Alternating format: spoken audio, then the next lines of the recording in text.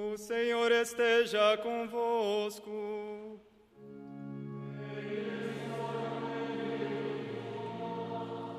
Proclamação do Evangelho de Jesus Cristo, segundo Mateus.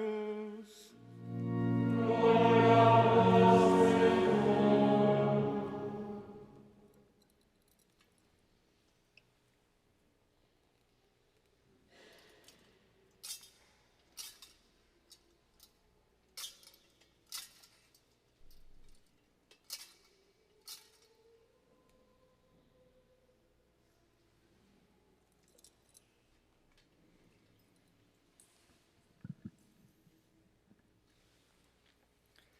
Tendo nascido Jesus na cidade de Belém, na Judéia, no tempo do rei Herodes, eis que alguns magos do Oriente chegaram a Jerusalém perguntando: Onde está o rei dos judeus que acaba de nascer?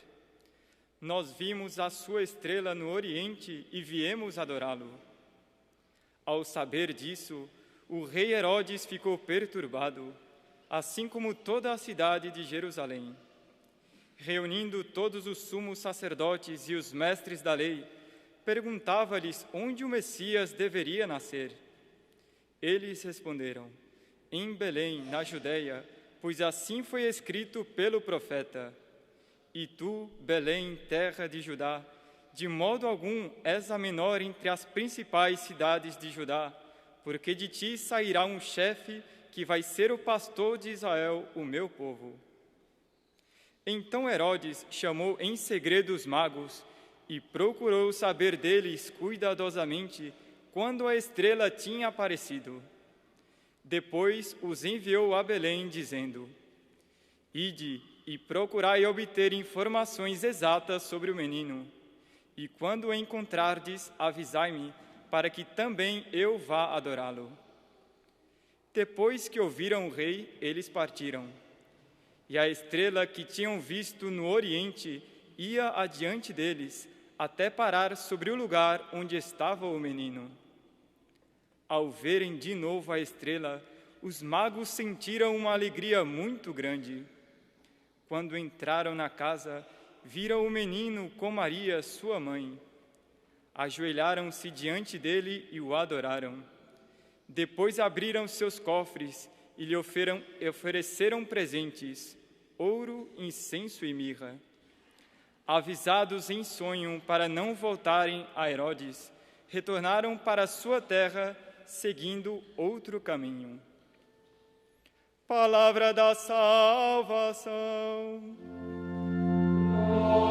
Glória a vós, Senhor.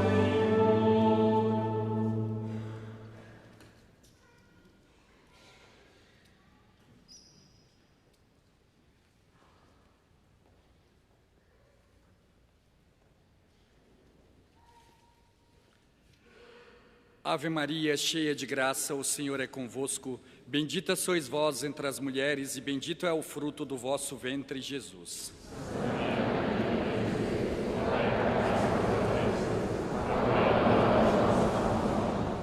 Podem sentar-se.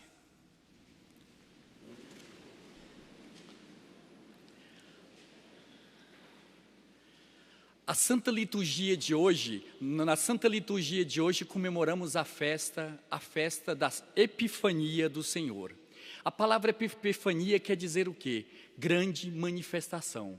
Nosso Senhor Jesus Cristo, ao nascer, nasceu numa noite fria, numa gruta em Belém, e ali primeiramente ele se manifestou a quem? A sua Santíssima Mãe. Se manifestou a Nossa Senhora, aquela que a liturgia diz o seguinte: aquilo que os céus não puderam conter, vós levastes em vosso seio. Ou seja, tudo que o mundo inteiro, o universo inteiro não era suficiente para conter, Nossa Senhora levou no seu ventre. E naquele momento, nosso Senhor Jesus Cristo nasceu. Logo depois, o menino Jesus foi manifestado a quem? A São José. Aquele pai adotivo de nosso Senhor Jesus Cristo, da qual em toda a história da humanidade se exigiu. Nunca se exigiu tanto de um homem, tanta fé de um homem como foi exigido de São José. E depois o anjo anuncia os pastores, e os pastores vão ali encontrar-se com o nosso Senhor Jesus Cristo. E depois, logo em seguida, a liturgia já nos faz referência ao quê? À vinda dos Reis Magos. A vinda dele se deu dias depois do próprio nascimento de nosso Senhor Jesus Cristo. E se nós prestarmos atenção nos presépios, vamos observar que os 3 Reis Magos ali apresentados, cada um representa uma grande raça que compõe o mundo. Primeiramente vemos um rei negro, depois vemos um rei branco e outro de pele amarela, representando o quê? Esta grande epifania, a manifestação de nosso Senhor Jesus Cristo ao mundo inteiro. E hoje a liturgia toca neste ponto, pedindo a cada um de nós que, no momento desta liturgia de hoje, que nosso Senhor Jesus Cristo se manifesta a cada um de nós. É o convite que Ele faz para o mundo inteiro para adorá-lo. Porque até aquele momento, muitos acreditavam que nosso Senhor Jesus Cristo tinha vindo ao menos somente para o povo judeu. E nesta manifestação, Ele se apresenta para o mundo inteiro. E na primeira leitura, baseada no profeta Isaías, que a igreja passa a acreditar que os magos, como diz só no Evangelho, só diz os magos. Mas na primeira leitura, que é uma profecia a respeito da vinda de nosso Senhor Jesus Cristo, fala de reis que vieram do Oriente e diz: levanta os olhos ao redor e vê, teus filhos vêm chegando de longe, com tuas filhas carregadas nos braços.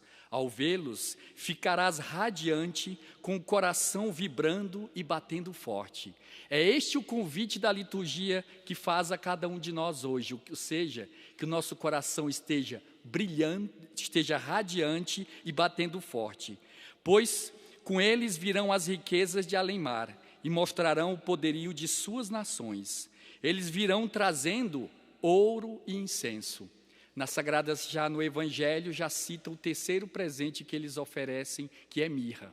E hoje, na Espanha, por exemplo, no dia 6 de janeiro, o costume de dar presentes mesmo oficial na Espanha, não é na noite de Natal.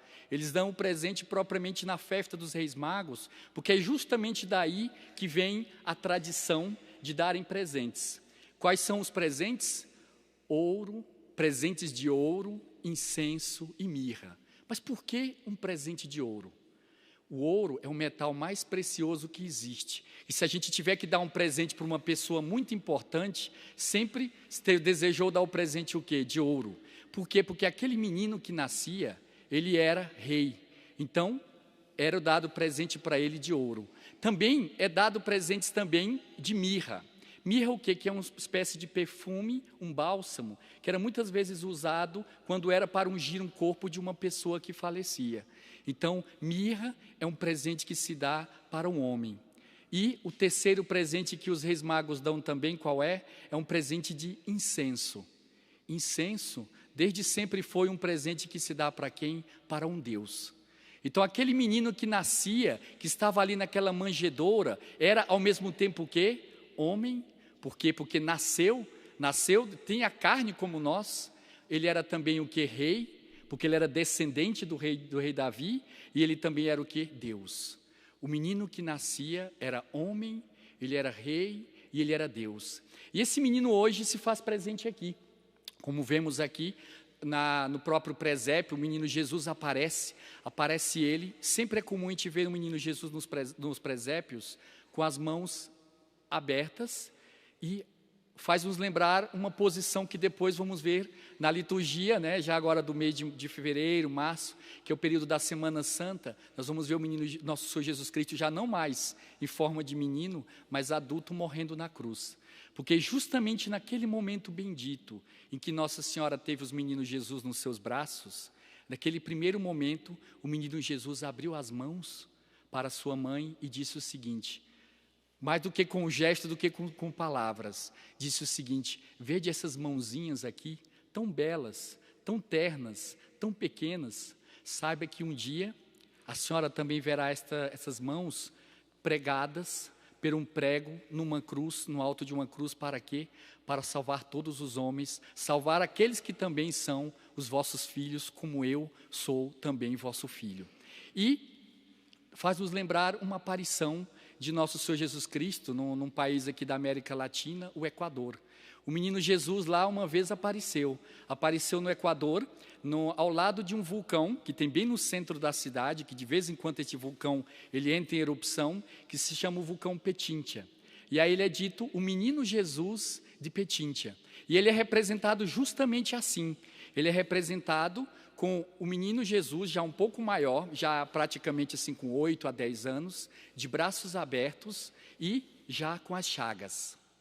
Mas o mais importante está naquilo que vem normalmente escrito no pé da imagem, que é justamente uma frase que nosso Senhor Jesus Cristo disse naquele momento. Ele dizia o quê? O que mais eu poderia fazer para mostrar o meu amor, ó ingrato Equador? O que mais eu poderia fazer para mostrar o meu amor, ó ingrato Equador? Então, a cada um de nós, queremos que esta frase vale para cada um de nós, ao menos a parte inicial. O que mais eu poderia ter feito para mostrar o meu amor? E vamos tentar, a partir de hoje, neste ano novo, esse ano que se inicia, vamos pedir a Deus que desapareça da nossa vida esta palavra ingrato. Porque nada mais faz doer tanto do que a própria ingratidão na vida de uma pessoa. Uma vez, nosso fundador gostava de repetir esta frase, que a gratidão é a virtude mais difícil de praticar. E outra vez ele foi além. Ele foi além e dizia que a gratidão não só é uma virtude difícil de praticar, mas a pessoa não só deixa de agradecer, mas se vinga do benefício recebido. Ou seja, aquela pessoa da qual a gente mais ajudou é, infelizmente, na maioria das vezes, aquela da qual a gente recebe a maior punhalada. Há um ditado que diz assim, o dia do benefício, ou seja, hoje, o bem que a gente faz hoje, o dia do benefício é a véspera da ingratidão. O dia do benefício é a véspera da ingratidão. É algo muito forte, é algo muito dolorido, mas é algo também muito real. E hoje nós estamos aqui reunidos aqui nesta igreja para justamente fazer o quê? Algo parecido com o que os reis magos fizeram. E algo que diz também o próprio salmo responsorial. As nações de toda a terra hão de adorar-vos, ó Senhor. As nações de toda a terra hão de adorar-vos, ó Senhor. E aí ali o Evangelho começa a descrever este momento bendito. Tendo nascido Jesus na cidade de Belém, na Judéia, quando, no tempo do rei Herodes, eis que alguns magos do Oriente chegaram a Jerusalém perguntando, onde está o rei dos judeus que acaba de nascer? E nós aqui, e logo depois a liturgia começa a descrever que os reis magos começaram a seguir uma estrela. Eles começaram a seguir uma estrela e depois disso, e a estrela que tinham visto no Oriente ia adiante deles até parar sobre o lugar onde estava o menino. E, curiosamente, os autores, os santos, se perguntaram que estrela é essa? Será que já era uma estrela que já havia no céu e que resolveu caminhar, somente ela, para guiar os reis magos? Ou será que é uma estrela nova, uma estrela criada somente para aquele momento? Conta que aquela estrela apareceu e depois desapareceu.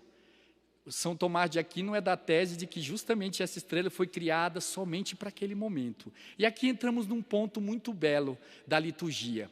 O que os reis magos fizeram? Seguiram um astro, seguiram uma estrela.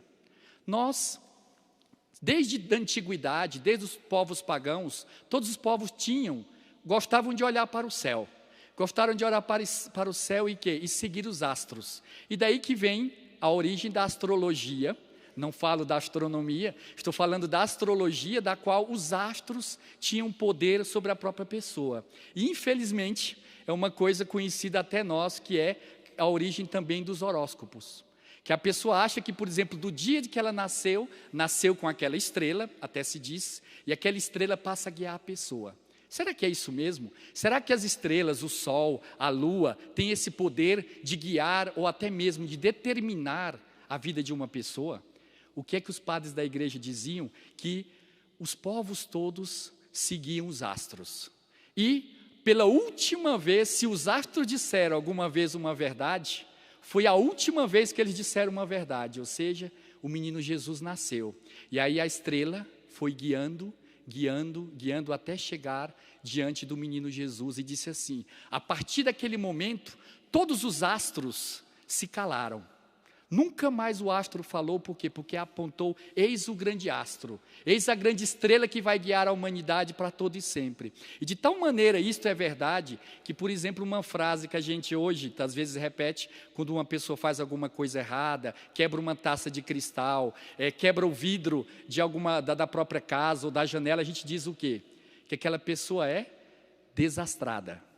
Desastrada quer dizer o quê? Aquela pessoa que não é protegida pelos astros. Então, posso dizer, então, que esta igreja, todo mundo aqui é o quê? Desastrado. Por quê? Porque ninguém aqui é protegido pelos astros. Ou seja, protegido por quem? Para aquele que o astro indicou que era o autor e que tinha todo o poder na humanidade, que era o quê? Nosso Senhor Jesus Cristo. Eis o astro que nos guia. Eles vieram de longe, os reis magos, seguindo o astro. Será que nós, que viemos às vezes de tão longe ou de tão perto, às vezes a gente reclama porque a missa é distante, às vezes a gente reclama porque está chovendo ou porque está fazendo sol e deixa de seguir o astro, que é o que? Nosso Senhor Jesus Cristo. Os reis magos vieram de longe trazendo 3 presentes: ouro, incenso e mirra. Qual o presente, e aí já vamos encerrar, qual o presente que nós vamos apresentar a nosso Senhor Jesus Cristo? Nós quase que podemos dizer como São Pedro: eu não tenho nem ouro, não tenho prata. São Pedro dizia isso, mas depois ele dizia: o que eu tenho, eu dou. Homem, levanta-te. Era um paralítico, o que ele tinha era o que? Poder de curar, e ele levantou. E nós não temos nem ouro, nem prata, e nem esse poder de dizer para um aleijado: levanta-te e anda. Mas temos algo que nós nunca demos ao nosso Senhor Jesus Cristo. Eu aproveito para contar que é a história de São Jerônimo. São Jerônimo, um grande santo da Igreja Católica. Ele era de uma família muito nobre de Roma, e ele um dia recebeu uma graça de conversão, e ele que traduziu do grego para o latim boa parte das Sagradas Escrituras. A tradução que a gente chama de Vulgata, que é mais ou menos esta que usamos hoje, foi traduzida por São Jerônimo. E São Jerônimo, ele foi morar, teve a feliz ideia de morar aonde? Morou por mais de 20 anos na Gruta de Belém. A Gruta de Belém, que o nome da cidade já é um nome muito belo. Belém quer dizer o quê? Cidade do pão, casa do pão. A palavra Belém quer dizer por quê? Porque dali que nasceria propriamente o pão que alimentaria o mundo inteiro, que era próprio nosso Senhor Jesus Cristo. E aí, estava lá São Jerônimo na Gruta de Belém com uma graça especial. Um dia ele caminhando em torno da gruta, ele encontrou o quê? Um leão. Ele encontrou um leão de verdade. Ele encontrou um leão ali na gruta e o leão estava deitado, rugindo, porque tinha um pedaço de pau, tinha entrado na pata do leão, aquilo tinha inflamado e o leão estava ali deitado com isso. Com a perna, com a pata toda inflamada. São Jerônimo se aproximou dele, tirou aquele pedaço de madeira que estava dentro da pata, passou um gueto e curou o leão. E o leão, o que passou a partir daquele momento ser o quê? Passou a ser o amigo e o guarda-costas de São Jerônimo, e passou a viver na porta da gruta. Não precisamos dizer que essa gruta não precisava ter porta, porque com o leão, de guarda-costas, não precisava ter porta. E ali vivia São Jerônimo na gruta, traduzindo do grego para o latim as Sagradas Escrituras. E nada melhor do que, num belo dia, o menino Jesus apareceu para São Jerônimo. Apareceu para ele e disse assim: Jerônimo, me dá o que tu tens. E São Jerônimo vivia ali, miserável, pobre, numa gruta. E ele dizia: mas Senhor, eu era um homem rico, já dei tudo que eu tinha aos pobres. Jerônimo, me dá o que tu tens. E aí ele diz: mas Senhor, eu não tenho mais nada para dar, tudo que é meu já é teu. E aí ele diz, nosso Senhor disse mais uma vez: Jerônimo, me dá o que tu tens. E aí Jerônimo: Senhor, o que falta eu te dar, Senhor? E ele dizia: Jerônimo, me entrega teus defeitos, me entrega tuas misérias, me entrega teus problemas. Então hoje, diante do menino Jesus, que ele recebeu dos reis magos ouro, incenso e mirra, o que nós vamos dar para ele? 3 presentes: nossos problemas, nossos defeitos e nossas misérias, sabendo que não existe problema sem solução, não existe problema sem saída, desde que eu esteja o quê? Unido a nosso Senhor Jesus Cristo, desde que eu reze sempre a Ele e a sua Santíssima Mãe. E saibamos que o melhor modo da gente conseguir aquilo que necessitamos é através do quê? Da oração. Porque aquilo que Deus pode, podendo, ou seja, aquilo que Deus pode, enquanto Deus, Nossa Senhora pode pedindo. Ela é a nossa grande intercessora. Aquilo que Deus pode, podendo, por ser Deus, Nossa Senhora pode pedindo. E como é que a gente consegue isso? Rezando. Rezando porque a oração, os santos dizem que a oração é o quê? Ela é a fraqueza de Deus e a força do homem. A oração é o quê? A fraqueza de Deus e a força do homem. E diante de nosso Senhor Jesus Cristo, vamos oferecer tudo. Mais uma vez, nossos problemas, nossos defeitos, as nossas misérias, e que a partir deste momento saibamos guiar não os astros que o mundo apresenta, não as estrelas que o mundo apresenta, mas sim aquele astro, saibamos seguir aquele astro, ou seja, aquela estrela que apontou para quem? Para nosso Senhor Jesus Cristo, o divino menino Jesus. Louvado seja nosso Senhor Jesus Cristo.